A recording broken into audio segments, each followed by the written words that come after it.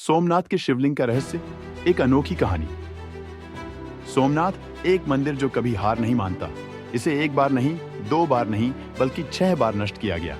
फिर भी हर बार यह एक सच्चे बॉलीवुड हीरो की तरह वापस खड़ा हो जाता है। लेकिन इसके रहस्यमय शिवलिंग का क्या राज है?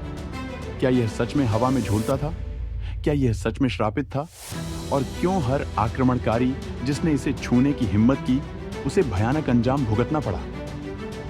तैयार हो जाइए, क्योंकि आज हम भारत के सबसे बड़े रहस्यों में से एक की गहराइयों में उतरेंगे, सोमनाथ के शिवलिंग का रहस्य। सबसे पहले सोचिए, यह मंदिर कितना पुराना होगा?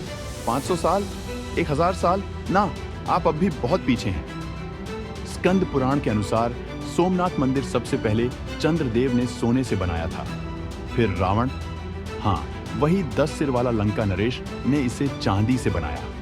फिर कृष्ण ने इसे लकड़ी से बनवाया और आखिर में राजा भीमदेव ने इसे पत्थर की संरचना में बदल दिया। सोचिए, हर बार जब इसे फिर से बनाया गया तो यह एक नए आईफोन के अपडेट जैसा था।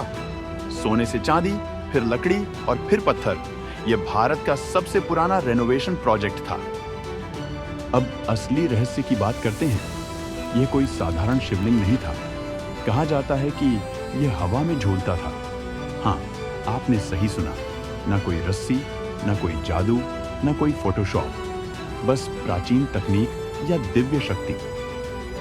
इतिहासकारों का मानना है कि मंदिर के चारों ओर शक्तिशाली चुंबक इस प्रभाव को पैदा करने के लिए लगाए गए थे। कुछ लोग तो यह भी मानते हैं कि यह शिवलिंग एक उल्कापिंड था, एक ब्रह्मांडीय उपहार। लेकिन असली सवाल यह है, यह गया कहां? क्या इसे नष्ट कर दिया गया? क्या इसे छिपा दिया गया? या फिर यह शिव के स्वर्गीय धाम में वीआईपी एग्जिट लेकर चला गया?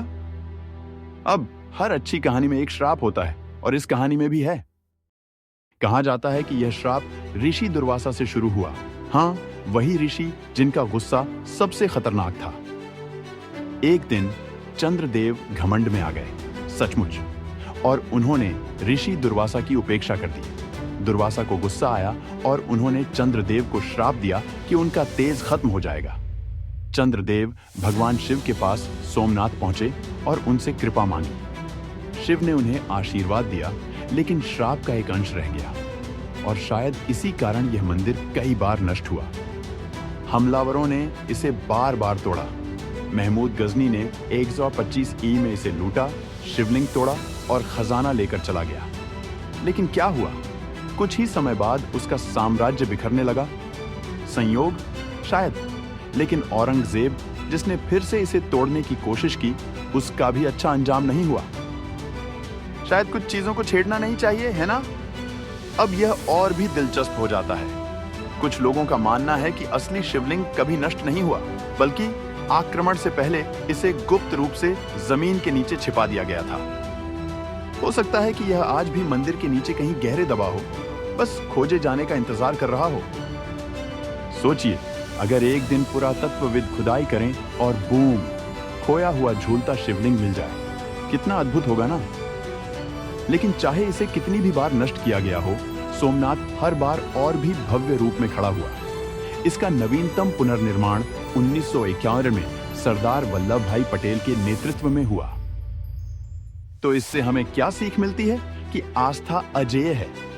कोई भी शक्ति इतिहास से कुछ चीजों को मिटा नहीं सकती। अब आपकी बारी। क्या आपको लगता है कि यह श्राप सच था?